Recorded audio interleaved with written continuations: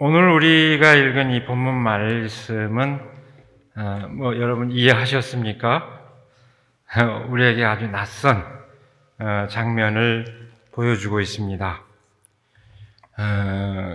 고대 종교적 표상을 담고 있는 그 이야기를 우리가 한눈에 얼른 봐서 이해하는 것은 쉬운 일이 아닙니다.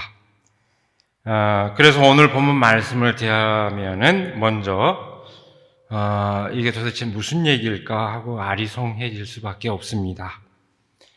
그렇게 느끼는 게 당연할 겁니다.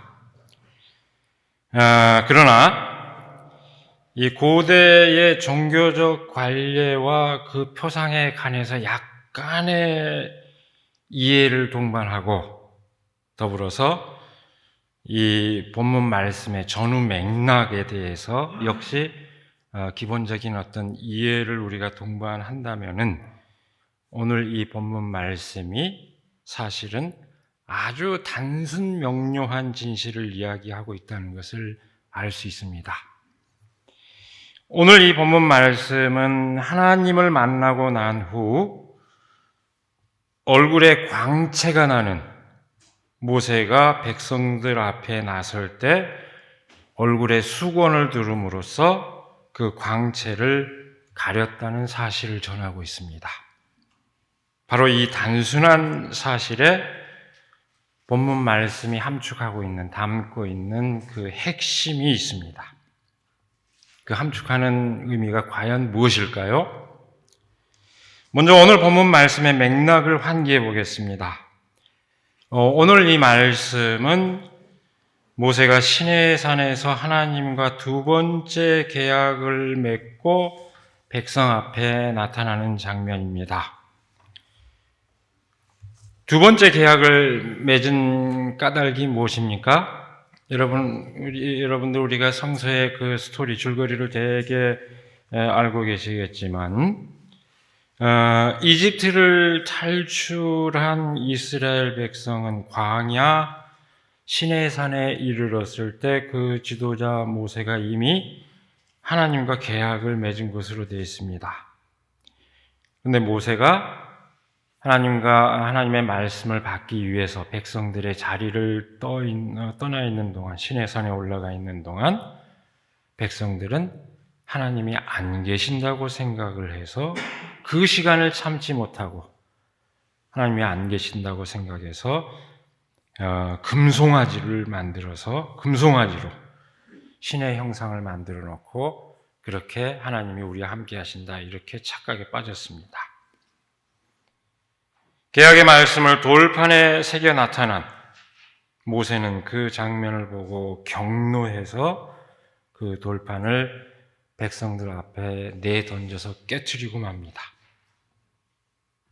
다시 그 하나님의 말씀을 받아서 기록할 수밖에 없게 된 사연입니다. 두 번째로 말씀을 다시 받을 수밖에 없는 사연입니다.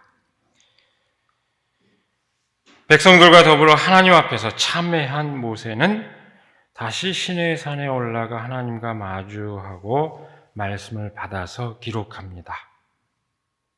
여기에서 비로소 돌판에 새겨진 그 말씀의 요체가 소개되고 있습니다. 통상 우리에게 십계명으로 알려진 말씀이지만 이 출애굽기 기록으로 볼 것 같으면 이 십계명은 더 먼저 나옵니다. 앞에 이미 나옵니다. 백성이 시내산에 이르렀을 때 받은 것으로 되어 있고 20장 1절 이하에 보면 나와 있는데요. 다만 오늘 이 장면에서는 다시 돌판에 그 요체를 새긴 것으로 되어 있습니다. 보시면 알겠지만 이건 십계명 형식으로 되어 있지는 않고 십계명의 내용과 상응하는 말씀의 그 핵심적인 그 요체들이 이렇게 기록되어 말씀들로 되어 있습니다. 간략하게 그 오늘 말씀에 이르기까지 나온 그 요체들을 살펴보면 이렇습니다. 먼저 장차 앞으로 거주하게 될 땅, 가나안 땅이죠. 그 땅의 사람들과 계약하지 말 것과 그들의 신을 섬겨서는 안 된다고 하는 것을 요청하고 있습니다. 여러분, 이 말씀은 다른 종교와 신념을 가진 사람들을 배격하라는 그런 의미를 가진 것이 아닙니다. 단도직입적으로 얘기하면은 풍요의 신, 다산의 신을 섬기지 말라는 것을 뜻합니다. 무슨 얘기일까요? 물질적인 축복을 지상의 가치로 하는 삶의 방식을 따르지 말라는 의미입니다. 그 다음에 신상을 만들지 말라고 얘기하고 있는데 이건 성경이 끊임없이 강조하고 있는 말씀입니다. 왜일까요?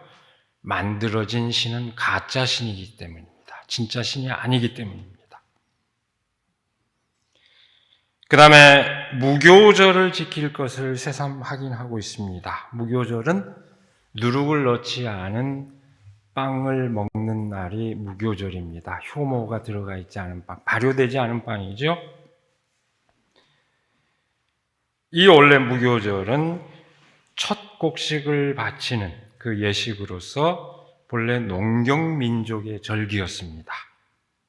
왜 그날 농경민족들은 누룩을 넣지 않은 빵을 먹었을까요? 첫 곡식을 바칠 때 누룩은 뭡니까? 옛 곡식을 발효시켜서 새 곡식으로 반죽한 것에 집어넣는 겁니다. 옛 것과 새 것이 뒤섞인 것이 평상시의 빵의 성격입니다. 누룩을 넣지 않는다는 것은 옛 것과 새 것을 섞지 않는다는 의미입니다. 순전히 새로 거둔 것만으로 하나님께 드립니다. 그걸 우리가 나눕니다. 그런 의미를 갖습니다. 그런데 우리에게 무교병이 있죠. 개떡. 그 효모 놓지 않고 하는 거. 그런 형태입니다. 근데 이스라엘 백성에게는 그 무교절이 무엇과 겹치느냐 하면은 이집트로부터 해방을 기리는 유월절과 결합이 됩니다. 유월절은 뭐죠? 재앙이 담을 넘어갔다 해서 유월절입니다. 해방절이죠. 무교절이 겹칩니다. 이스라엘 백성에게 이렇게 겹쳤을 때 이스라엘 백성에게 그 무교절의 의미는 그날 무교병을 먹습니다. 유월절에. 근데 그 출애굽기에 보면은 이집트에서 탈출하느라 급하게 나오느라고 효모 발효할 시간이 없었다. 이렇게 설명을 하고 있는데 그건 그 나름대로 해석이고요. 이 두 의미가 겹친 의미는 뭐냐?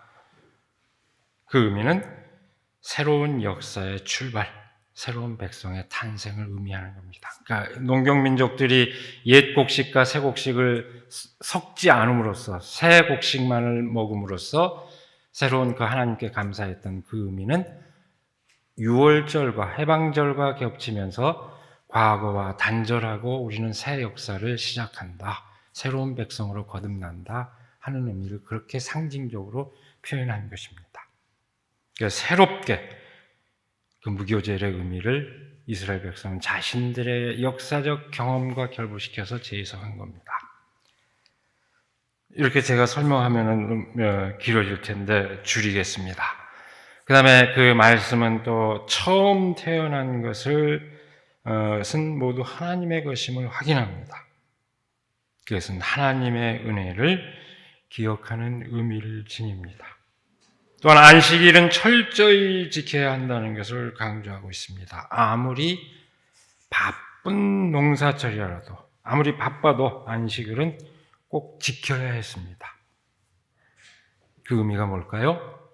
그것은 일상 속에서 하나님의 뜻을 깊이 새기는 것을 뜻합니다. 그리고 이런 계명에 이어서 하나님께 제물을 드리는 방식을 간략히 언급하고 있습니다. 이것이 모세가 다시 받은 그 말씀의 요체입니다.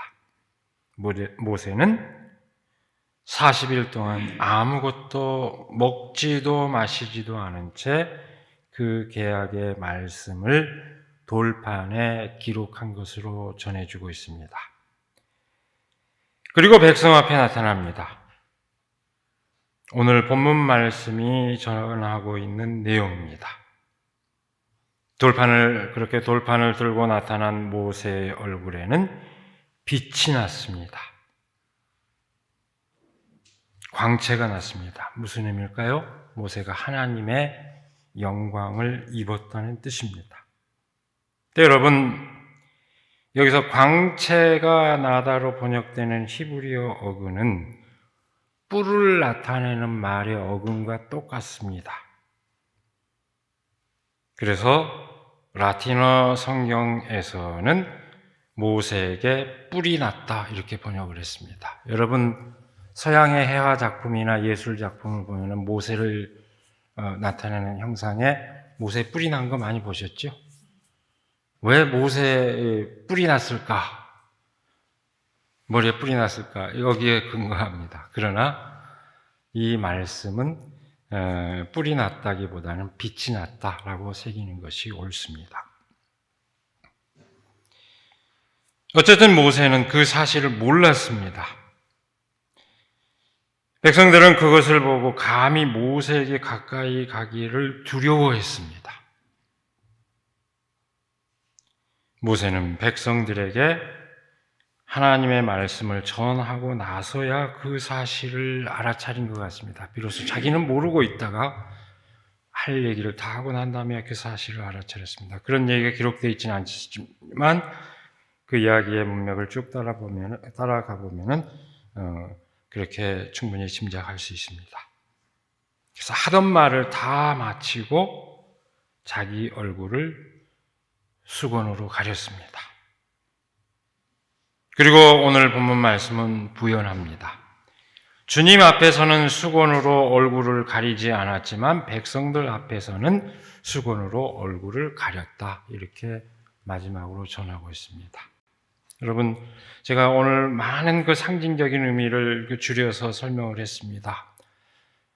이 고대 종교의 관례를 보여주고 있는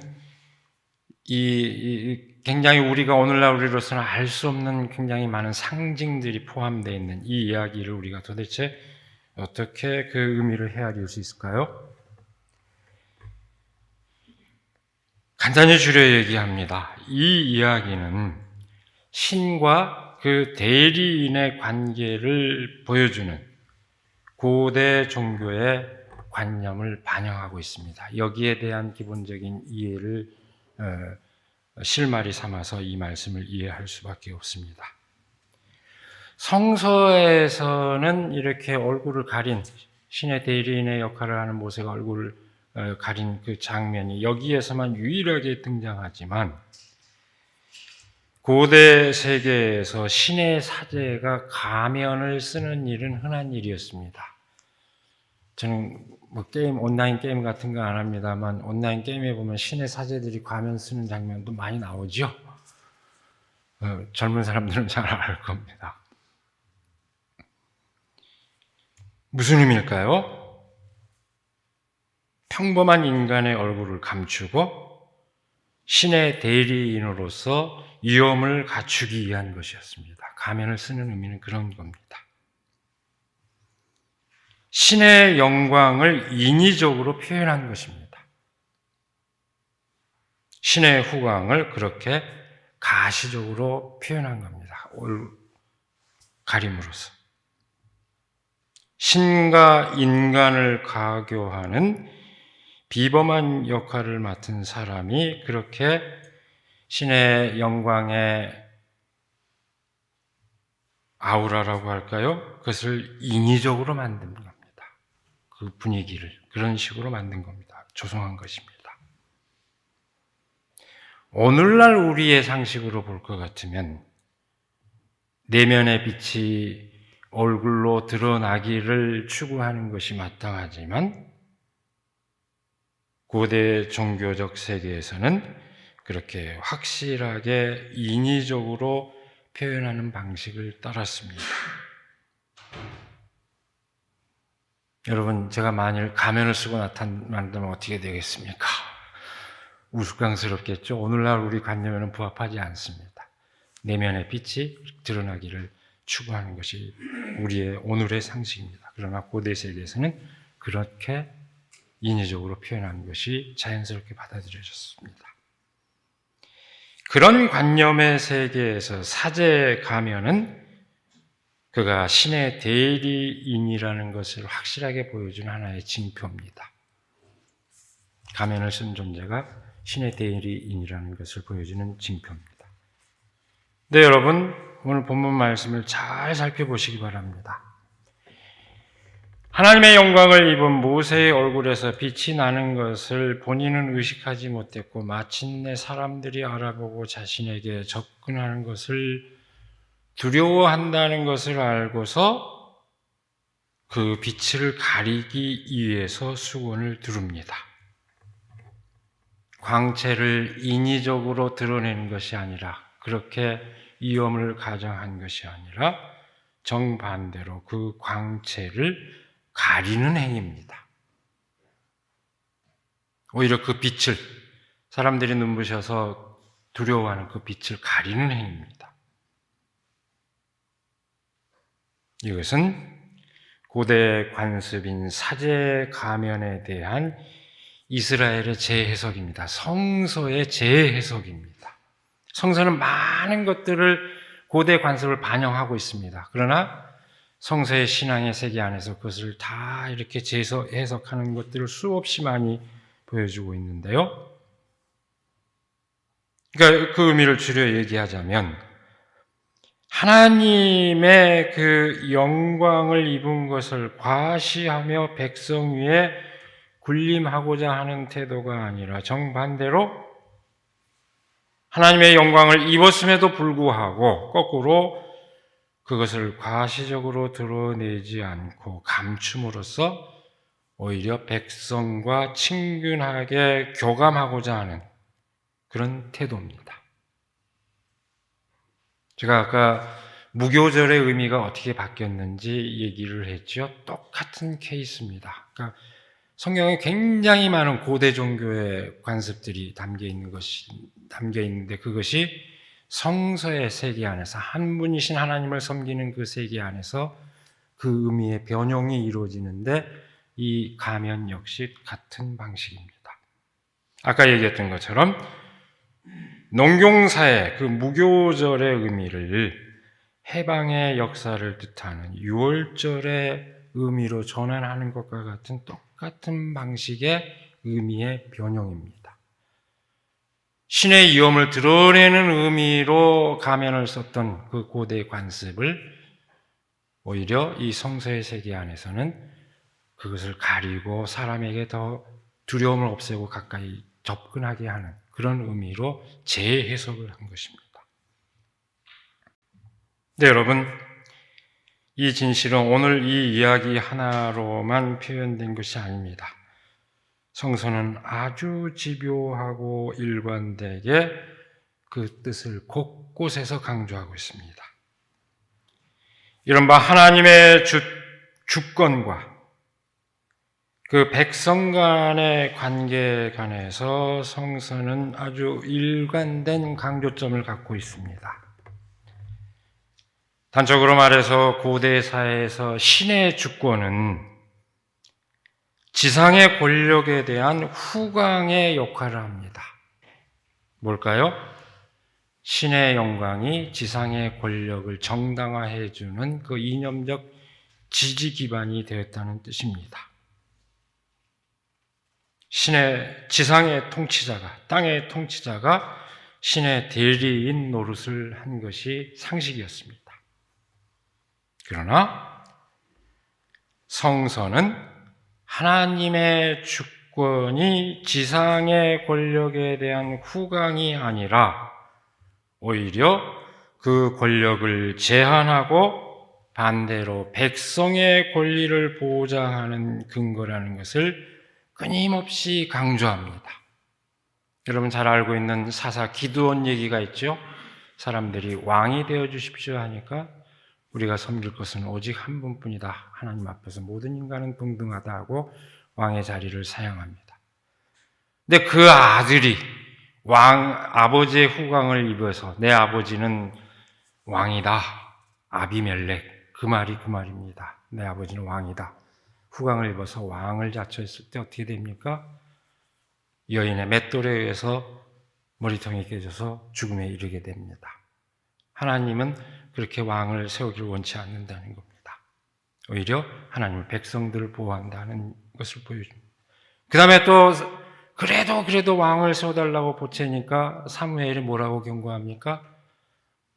왕을 세우게 되면 너희가 왕을 위해서 헌신하고 봉사해야 될 거다. 이래도 원하느냐? 마지못해서 하는 그런 얘기가 성경에는 등장하고 있습니다. 아주 선명하게 등장합니다. 숱하게 많은 얘기에서 강조되고 있습니다. 그래서 성경은 그보다는 하나님께서는 권력을 뒷받침해주는 그런 존재가 아닙니다. 하나님께서는 억울하게 불의를 당하는 가난한 사람들의 친권자다. 내가 부모로서 내가 저기 가난한 돌본다 하는 이런 관점을 끊임없이 성경은 강조하고 있습니다. 그것이 바로 오늘날 권력의 제한과 균형을 찾는 방안으로서 삼권 분립의 정신에 영향을 끼쳤습니다. 그리고 나아가서 인권을 보장하는 근거로서 서구 세계에서 이런 성경의 정신이 영향을 끼친 것입니다.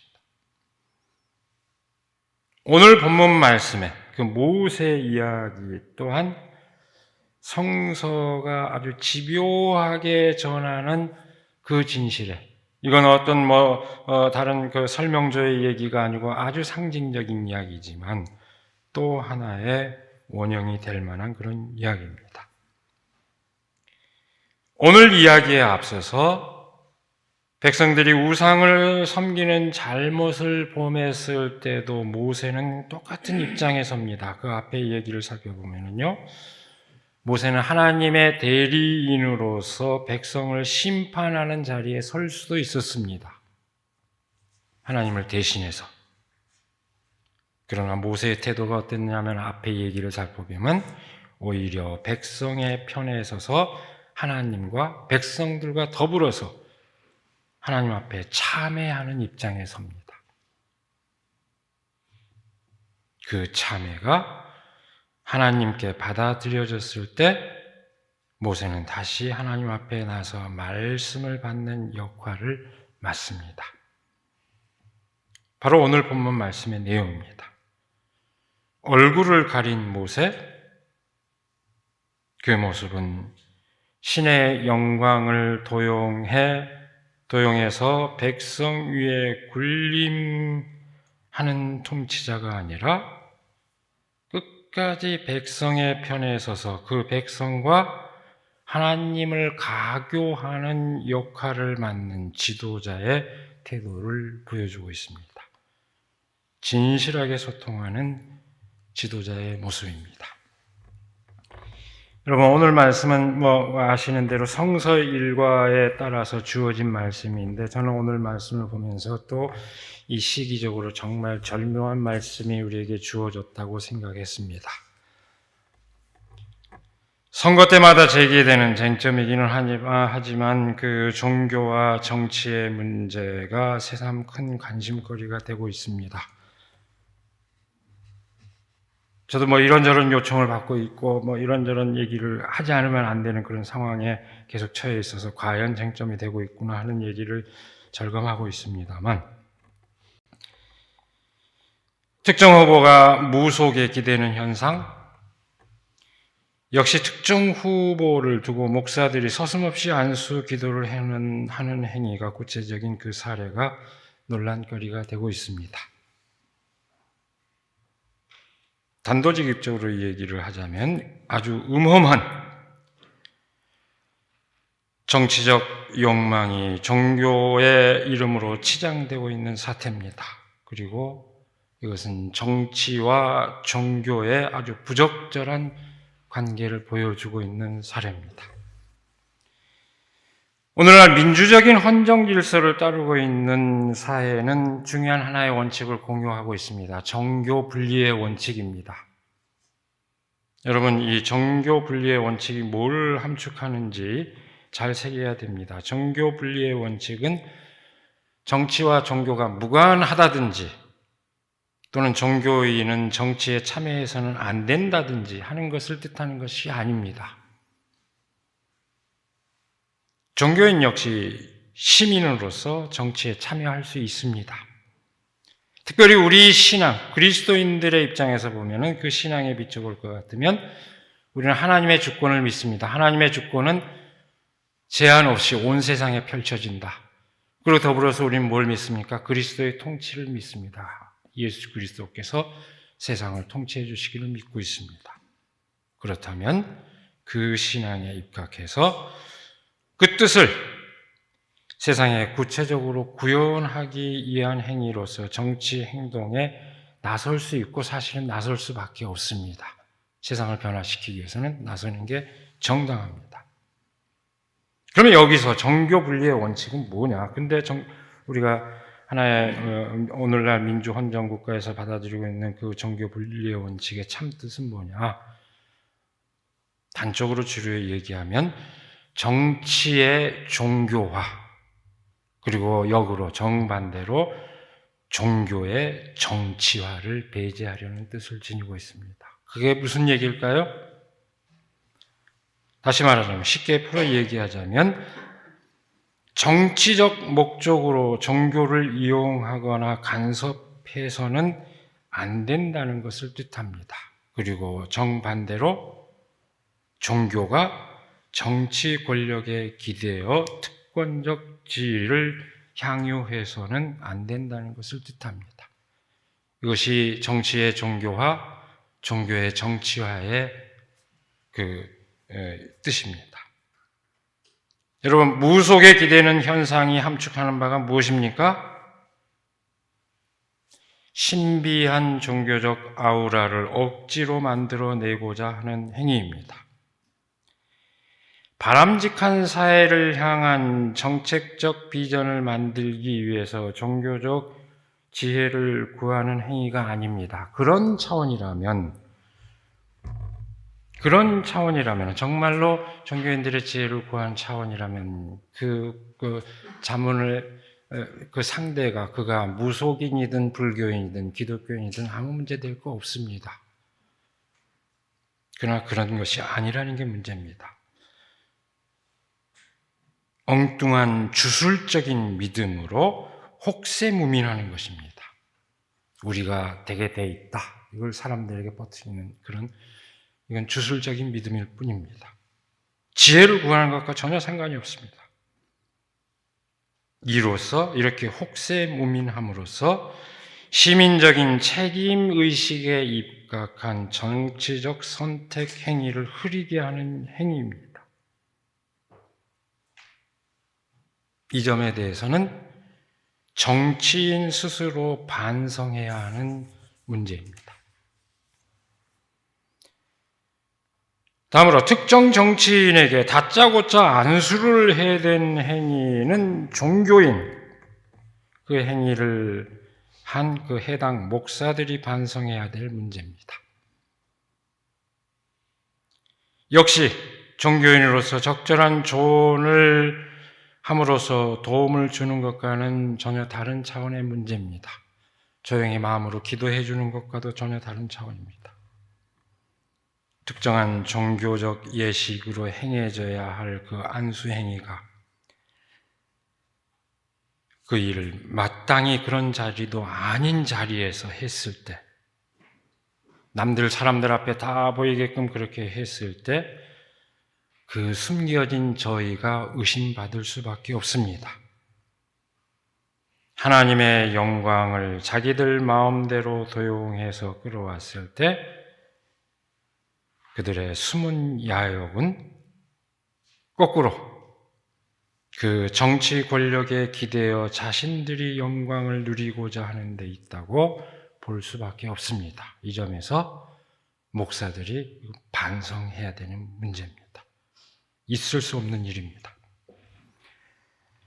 양 측면에서 정치와 종교가 이런 식으로 관계를 맺는 것은 아주 부적절합니다. 매우 부적절합니다. 정치인의 입장에서도 종교인의 입장에서도 아주 부적절합니다. 그 양 측면의 문제가 한 후보자를 둘러싸고 집중되고 있다면 해당 후보자와 그를 둘러싼 세력의 문제를 우리는 심각하게 받아들이지 않을 수 없습니다. 오늘 본문 말씀에서 보는 바와 같이 물론 성서의 독특한 관점입니다. 그런 관점이지만 심지어 재정일치 시대, 모세는 재정일치 시대의 지도자를 대표합니다. 재정일치 시대에서조차, 성서에서는 그렇습니다.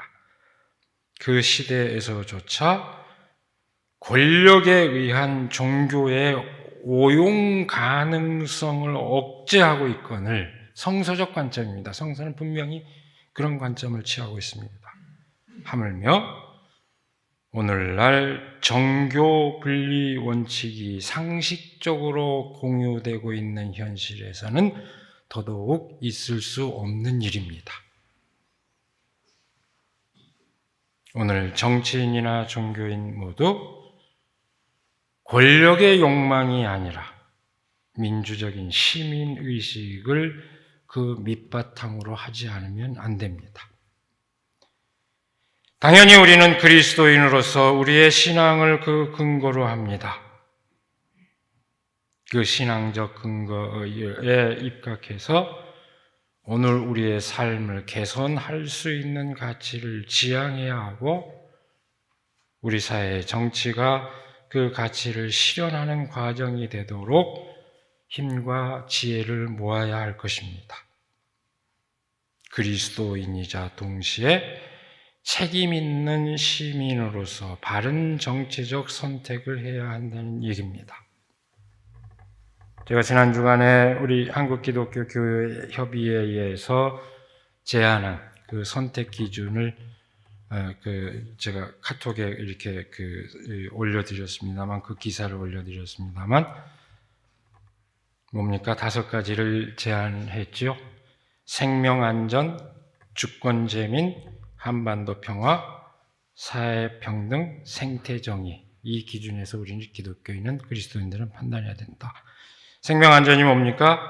국가안보나 경제성장보다도 앞서는 모든 사람의 생명의 안위의 문제입니다. 이것을 우리가 정치적 선택을 하는 데서 가장 중요하게 생각해야 된다는 겁니다.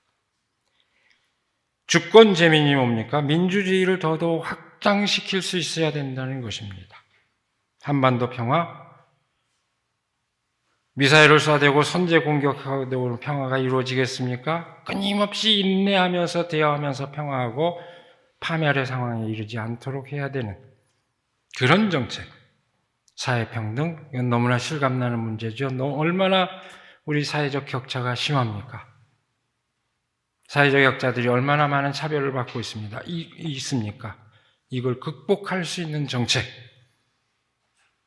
그 다음에 생태정의, 두말할 것 없습니다. 이 심각한 기후위기 시대, 이 코로나 팬데믹의 그 상황을 이렇게 긴 시간 동안 그 고통을 겪고 있는 이 시기에 생태계를 보존할 수 있는 탈탄소, 탈원자력, 이것이 우리의 삶을 보장해 주지 않다. 탈탄소 해야 되고 탈원자력 해야 된다는 건 너무나도 지당한 가치입니다. 이런 것이 우리의 선택의 기준이 되어야 됩니다. 하나님 앞에서, 동시에 사람들 가운데서 우리가 정말로 우리 신앙을 갖고 이런 구체적인 그 가치 판단을 함으로써 정말로 겸허하게 우리가 공의를 이루는 우리 모두가 되기를 시간에 간절히 기원합니다. 기도하겠습니다. 우리에게 복된 날을 허락하여 주시고 또 말씀의 의미를 새기게 하여 주시는 그 은혜를 감사드립니다. 하나님께서 우리를 부르셨을 때 우리에게 그 어떤 특권을 부여하기 위함이 아니요 진실로 하나님의 뜻을 이 땅에 실현하도록 하기 위한, 거기에 진정한 뜻이 있음을 늘 새기게 하여 주시옵고 늘 하나님 앞에서 진실로 겸손하며 또 사람들 가운데서 진실로 겸손한 그 마음으로 함께 소통하며 정의와 평화를 이루는 저희들이 될 수 있도록 하나님 함께하여 주시옵소서. 정말 그리스도인으로서 그 본분을 온전히 감당할 수 있도록, 특별히 정치적으로 혼미한 이 시대의 상황 가운데서 신앙마저도 혼미해져 버린 그 이 시대 상황 가운데서 그 진실을 우리가 새기고 실현할 수 있도록 인도하여 주시옵소서. 우리 주 예수 그리스도의 이름으로 기도드리옵나이다. 아멘.